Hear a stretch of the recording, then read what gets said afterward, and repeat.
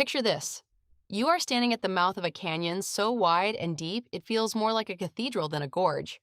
The walls on either side of you rise nearly 400 feet, higher than a 40-story building. The path ahead of you is flat, shaded, and wild. And at the far end, a single ribbon of water drops straight down 215 feet into a plunge pool, ringed with boulders the size of houses. That waterfall, Taughannock Falls, is taller than Niagara, and hardly anyone outside of New York State knows it exists. Welcome to Walking Tour of New York, a podcast dedicated to bringing you a new adventure somewhere in New York with every episode. Each week we'll travel to a different destination, from the streets of Manhattan, the Brooklyn waterfront, and the energy of Times Square to the Adirondack High Peaks, Finger Lakes wine country, Niagara Falls, the Hudson Valley, and hidden gems tucked away in small towns across this extraordinary place. If you're gearing up for your own trip, head over to northstartravelers.com, where you'll find gear recommendations to help you travel smarter, plus a full list of our other podcast shows covering destinations around the world. If you love discovering new places and planning your next adventure, follow the podcast so you never miss an episode. And if you're enjoying the show, leaving a positive review goes a long way in helping others find it. Now let's explore New York. Taughannock Falls State Park sits in the Finger Lakes region of central New York on the western shore of Cayuga Lake in a small township called Ulysses. If you are coming from Ithaca, home of Cornell University, you are looking at roughly 10 miles to the north. Albany is about 200 miles to the east.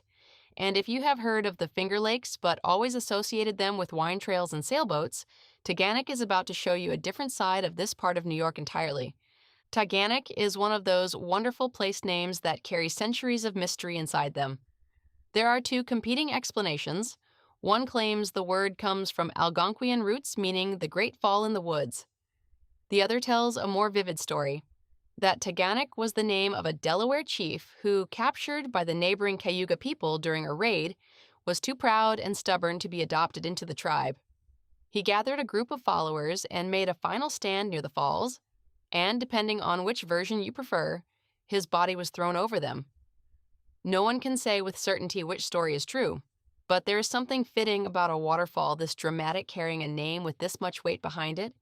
This land belonged to the Cayuga Nation long before European settlers arrived, the Cayuga being one of the 6 nations of the Haudenosaunee Confederacy, more commonly known as the Iroquois. They lived here. They named the lake, Gwengutch, as an early marker near the trailhead notes, and they were removed from the region in 1779 when General John Sullivan's Continental Army swept through, claiming the territory as payment to Revolutionary War veterans. Those veterans divided the land and began farming. A man named Abner Tremaine, whose name later became the village of Trumansburg, just to the east, was among the first settlers. By the early 1800s, Taughannock Creek, the waterway responsible for all of this, was doing double duty. The same force of water that had spent thousands of years carving this gorge was now powering mills. At various points, the creek drove a grist mill, a sawmill, and at least one small gun factory. 19th century industry had arrived in the canyon.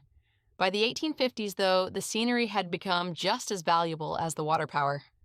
A man named J.S. Halsey built a hotel right at the overlook in 1850, the Cataract Hotel, later expanded and renamed the Taughannock House. Victorian tourists arrived by train, then by steamboat across Cayuga Lake, and finally by stagecoach to reach it. The hotel remained popular well into the early 20th century before fire claimed it during a renovation. When the smoke cleared, the land passed to the Jones family, whose 800-acre estate eventually became the park. On April 10, 1925, the Jones heirs sold most of the property to New York State, and Taughannock Falls State Park was born.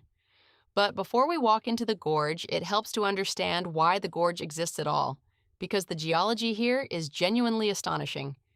2 million years ago, this landscape was dotted with shallow river valleys. There were no lakes, no waterfalls, nothing dramatic at all. Then the ice came. Over the course of millions of years, continental glaciers advanced and retreated across this part of North America, gouging deep U-shaped troughs into the bedrock. When the last ice sheet, the Laurentide, retreated about 12,000 years ago, those troughs filled with meltwater and became the 11 Finger Lakes. Cayuga Lake, the longest of the bunch, is the one you can see shimmering to the north as you approach the park. Here is where it gets interesting. When the glaciers were at their peak retreat, the lake level was 600 feet higher than it is today. Much of the park would have been underwater. Taughannock Creek simply flowed straight into the lake. But as the lake dropped over thousands of years, the creek found itself perched high above the new water level, what geologists call a hanging valley. And the water, as it always does, got to work. It began cutting through the exposed shale beneath a harder capstone layer, carving 3/4 of a mile of gorge between what is now the lakeshore and the waterfall. The cutting is still happening. Frost wedges into cracks, water expands, and chunks of the gorge wall break off, sometimes in pieces as large as a house. This is why you will be asked to stay on the trail and not approach the base of the falls too closely. The gorge is not finished yet. The oldest rocks exposed in this gorge date to the Devonian period, roughly 380 million years ago, when this region was covered by a warm, shallow sea teeming with marine life. The layered sedimentary rock you see in the gorge walls is the compressed seafloor of that ancient ocean. You are not just walking through a beautiful place, you are walking through deep time. Now let's get into the park. You have a few different ways to experience Taughannock Falls, and they are genuinely distinct from one another. Most visitors start at the main gorge-level parking area, where the Gorge Trail begins. The Gorge Trail is 3/4 of a mile one way, relatively flat, wide, and shaded, making it one of the most accessible serious hikes in New York State.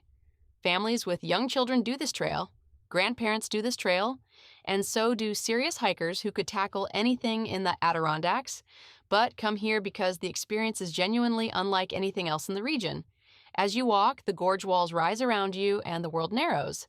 There's a certain hush to it, the way the canyon muffles sound, the way the light filters differently at midday than in the early morning when mist is still rising from the creek.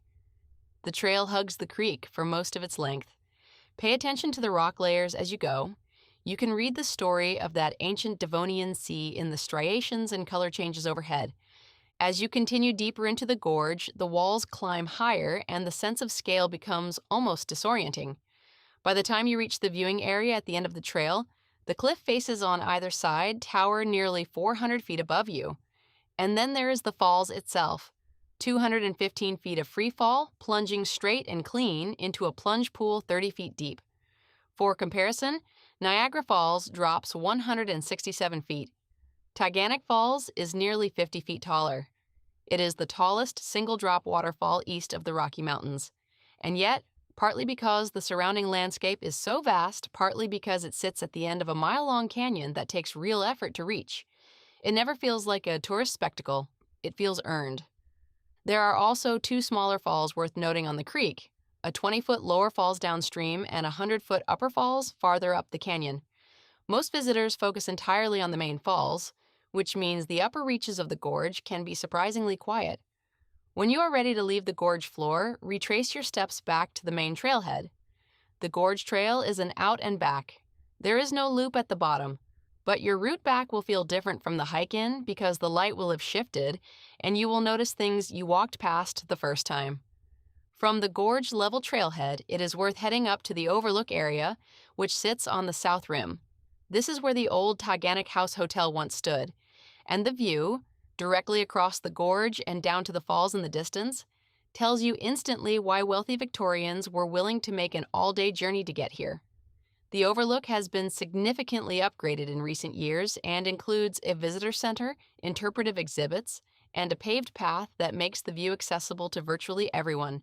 If you only have an hour, this is where to spend it.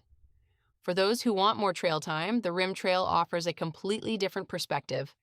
This path circles both the lower and upper gorge and provides views looking down into the canyon from above. Along the northern descent, you also get sweeping vistas of Cayuga Lake, the water stretching away to the north, the wooded hillsides on either shore. It is the kind of view that makes you stop walking and just stand there for a while. The South Rim Trail section includes a descent with limestone steps, so trekking poles are worth having if your knees appreciate a little extra support on the way down. Beyond the trails, the park has more to offer than most people realize. The eastern side of the park, the section along the shore of Cayuga Lake, is almost a separate destination.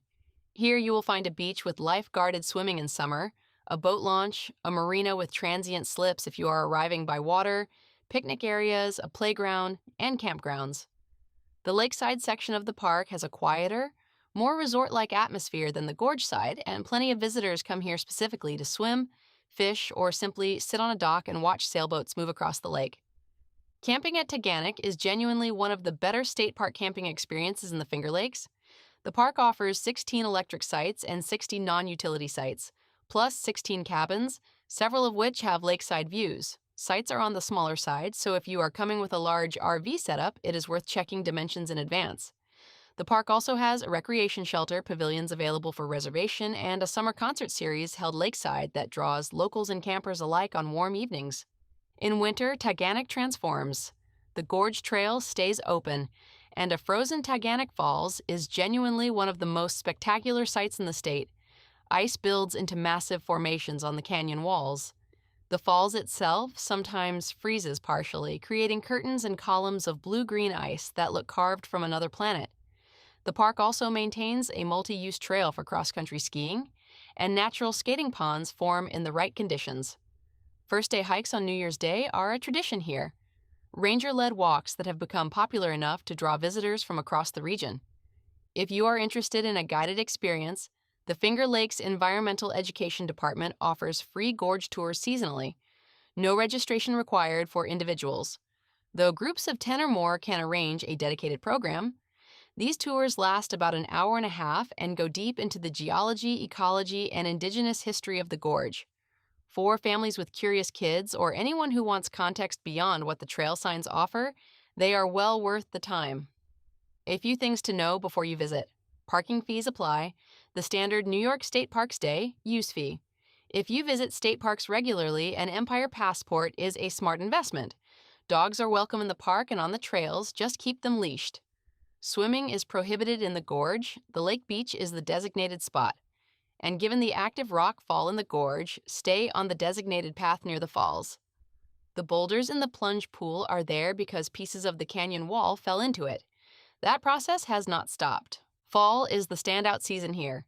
The gorge and lakeshore turn gold and crimson from late September through mid-October, and the cooler air means fewer crowds than the summer peak. But spring, when snowmelt and rainfall push Taughannock Creek to full power, produces the most dramatic waterfall.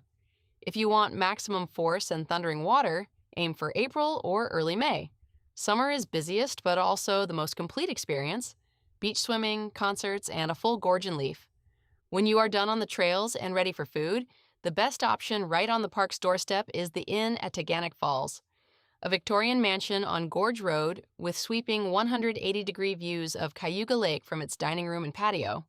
The restaurant focuses on locally sourced American cuisine with Mediterranean touches, a strong Finger Lakes wine list, and outdoor fire pits that make for a memorable evening meal. This is a special occasion kind of place, but also genuinely welcoming to hikers who just want a good dinner after a day on the trail. The village of Trumansburg, a few miles to the east, is a charming little town with its own history worth a quick stop. It was here, on Main Street, that Robert Moog, inventor of the Moog synthesizer, had his storefront in the 1960s. There is a historic marker to commemorate the spot.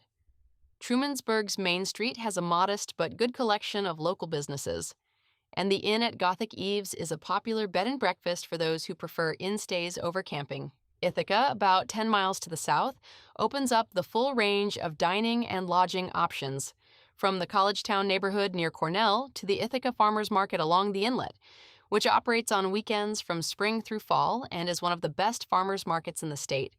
Before you leave the area, a few nearby destinations worth adding to your itinerary.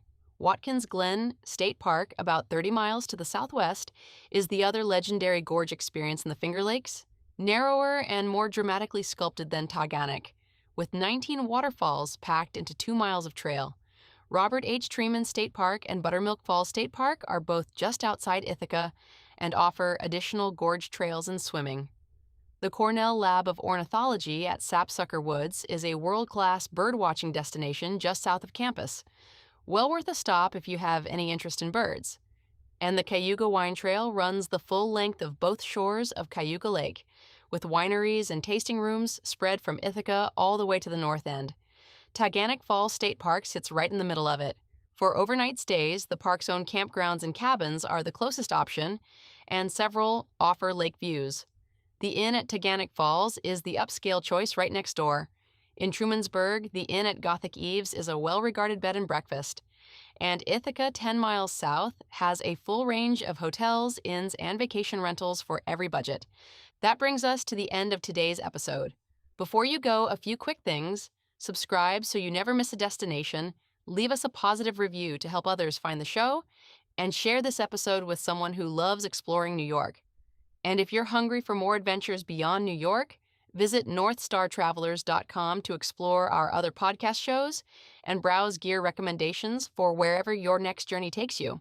Your support means the world and keeps these adventures coming. Thanks for joining us, and happy trails.